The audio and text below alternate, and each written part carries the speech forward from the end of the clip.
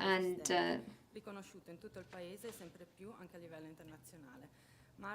Maren coordinates the relations with national and international institutions.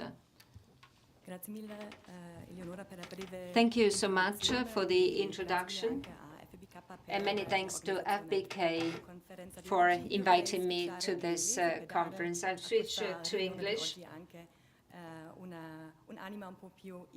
to give an international tone to this event. I have the honor basically to guide you through the first session of this conference that is looking into governance and policies. And of course, many people would ask us now, why is it so important to talk about governance and policies? Well, basically, the topic of governance and policy, from my point of view, is of utmost importance for building a European hydrogen economy. And why is this so? So basically, robust governance structures as well as transparent policies and also clear regulations are very important prerequisites to attract economic actors along the entire hydrogen value and to make major investments into hydrogen projects and to unfold these projects on the ground in a successful, efficient, and quick way. So, in order to dive into governance and policies, we will have basically 3 parts within the session. I will invite my colleague afterwards to join us on stage to give you a short outline on a mapping of policies and governance that has been undertaken within the AMETHyST project. And then we will have a short coffee break outside of this room that will be organized by the FBK Foundation. And afterwards, we start with a more interactive part of the conference, which I'm really looking forward to. We will have basically 2 sessions in our, or 2 parts, panels in this first session, where I will welcome on stage with me persons from the autonomous province of Trento. So we will have representatives of the public administration with us. We will also have scientists with us and the economic sector that will present to you what is happening in Trentino in hydrogen value chains at the moment and what their governance and policies are creating in order to unfold also the hydrogen value chain here. And after this, I will zoom out with you in a second session where we will look what is happening basically also on nationals and especially European level in order to look into this governance here and the policies. And we will look at subsidies and how subsidies can be smartly used and designed in order to help especially the national and regional levels to integrate hydrogen into their economic system on the one hand, but especially also on the into the regional and national energy systems. That being said, I would like to move on to present to you my colleague Benjamin Auer. Benjamin is working together with me in the Energy Agency in South Tyrol, which is the neighboring province of Trentino. And he is leading various European projects in this field, and he will now map together with you the policy strategies within the Alpine area. Thank you very much.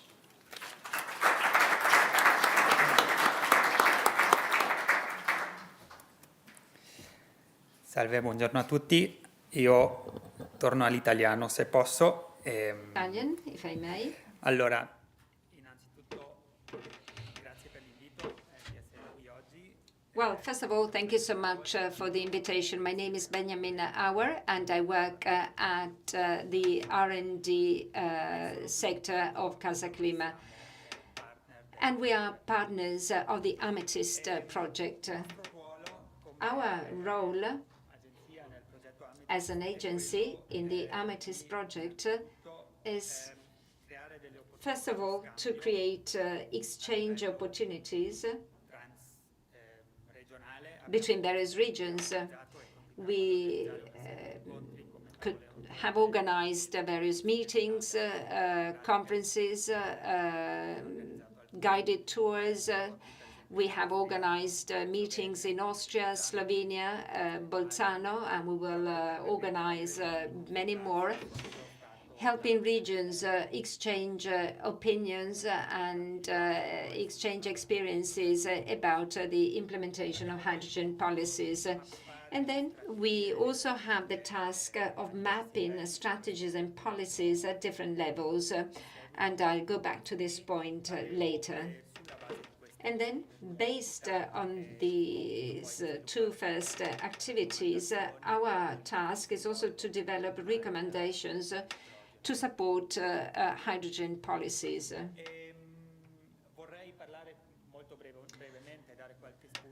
I'd like to spend a few words about mapping and policies. In these past few months, we have worked on this subject, and in a couple of weeks we will publish a report on that. Well, what we did is an analysis of strategies and policies related to hydrogen. We worked at different levels, EU, the Green Deal, etc., whatever exists at a European level, and also strategies at a national level, strategies at a regional level, if there are any. And then we also mapped examples of transregional cooperation where they exist, and then hydrogen valleys, that is the ecosystems related to specific areas. And then we have put together various case studies concerning the governance, that is how platforms and hydrogen policies are implemented and coordinated. And we also made an overview of various reports about implementation. There are some in Austria. We have some first reports describing the implementation and the effects of hydrogen policies.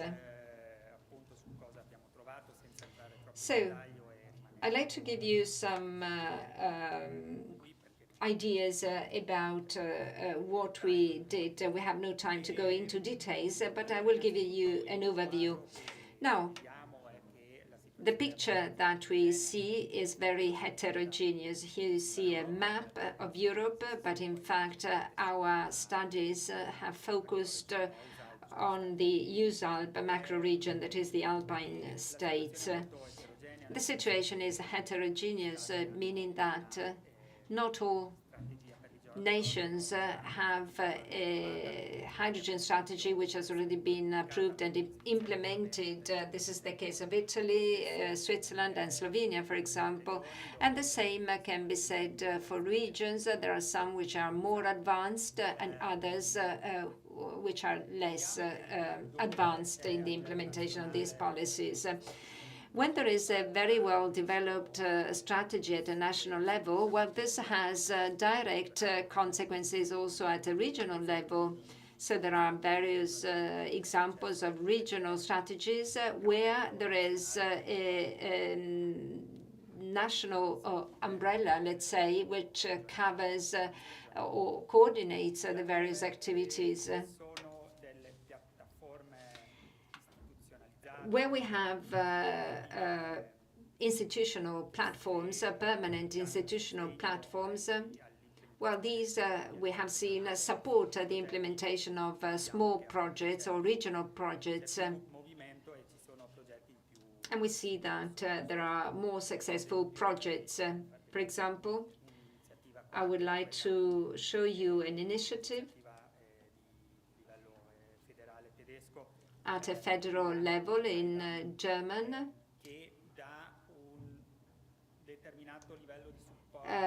which supports regional initiatives depending on the status of the region, whether it is at the beginning, it will receive support for 1 year. And if it is more advanced, the region, it will receive a different type of support, while the region which is already advanced in the implementation of policies will receive a more technical support.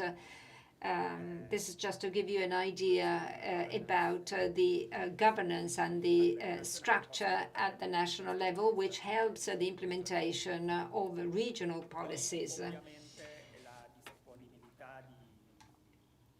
And then, of course, the availability of funds is critical, is very, very important. And this relates to the availability of funds, but also the possibility of having access to these funds by regions or by small regions, provinces.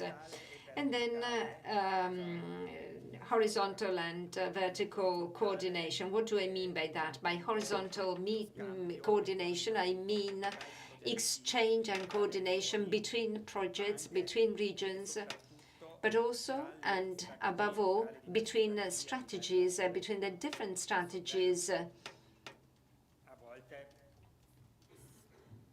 Sometimes we see that the various strategies do not go hand in hand. Energy strategies, transport strategies, or hydrogen strategies, if there are any, do not always go hand in hand. And so we need a closer coordination. And then vertical coordination, by which I mean a direct link between initiatives, projects which are implemented, and the regulators or the governments, because we're speaking about pilot projects.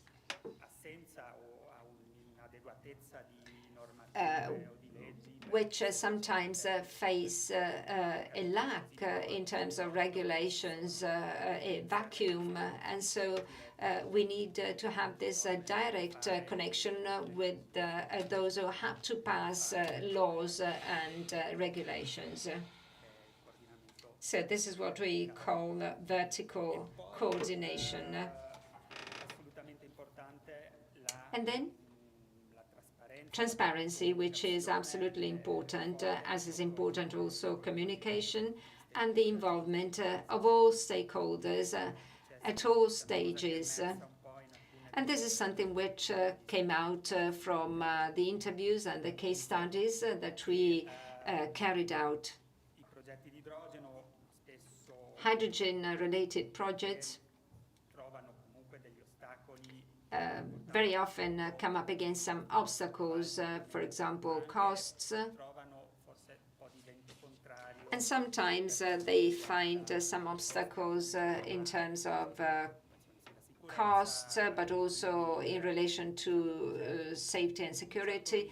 So there is a certain level of risk, and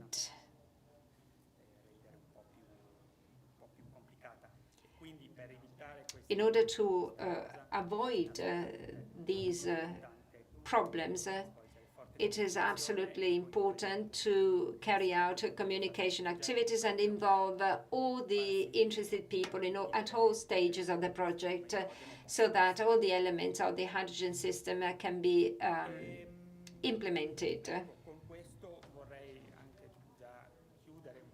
With that, I have completed my presentation.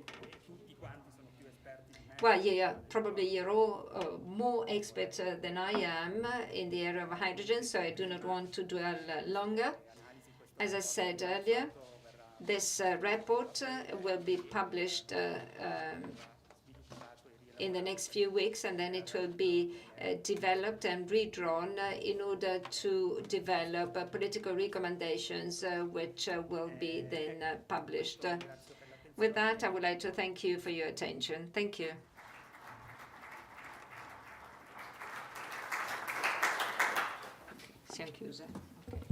Vielen Dank, Benjamin. Grazie mille, Benjamin.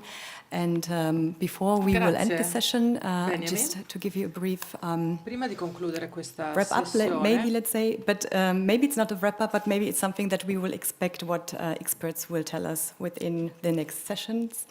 You have seen some of the basic outputs of this policy study, and I will listen very, very neatly of what experts will tell us today, because I think we still can learn a lot from the experts today here on the panel, on the one hand, and at the same time, we have to listen very clearly in order to understand, this really small parts that make a good governance in hydrogen. Just to give you one hint, what I heard today already is the building of platforms and the interconnection of the national and regional levels especially, and I'm really looking forward to listen to the speakers of this first session today. But before we are listening to them, as I said, we will have a coffee break right now, and I kindly ask you to come back to us at 10:45 here in this room and enjoy your coffee. See you later. Thank you.